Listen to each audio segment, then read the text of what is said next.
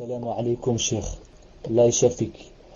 Je voulais savoir l'avis sur le port d'une boucle au nez, sachant qu'elle ne sera vue que par mon mari.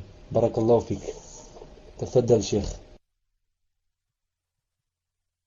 Donc la personne dit, je voudrais savoir l'avis sur le port d'une boucle au nez, sachant qu'elle ne sera vue que par mon mari.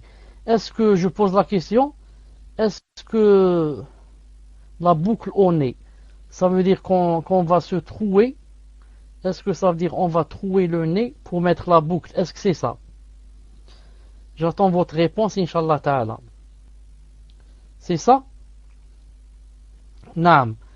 Cheikh bin Uthaymin, Allah yarhamou, on lui a posé la question sur la femme qui voudrait se trouer le nez pour mettre une boucle.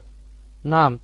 Il a dit, alayhi rahmatullah, dans une fatwa, il a dit que se trouer le nez, naam, ne se faisait pas. Il a dit, ça ne se fait pas. Ce qu'on appelle maintenant le piercing. Il a dit, ça se fait pas.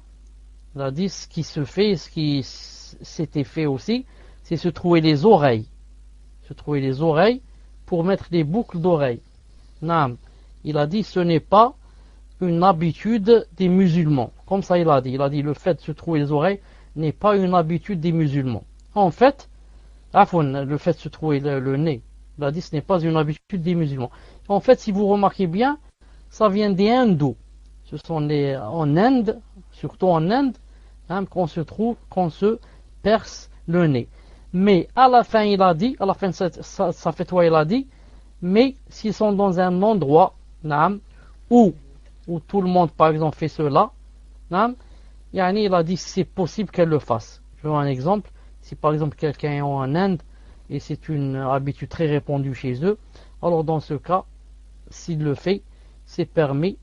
Wallah subhanahu wa ta'ala a'lam. Voilà ce qu'a dit Cheikh bin Uthaymin, Allah yarhamou. Naam. On passe, Inch'Allah ta'ala, au suivant. Tfaddal.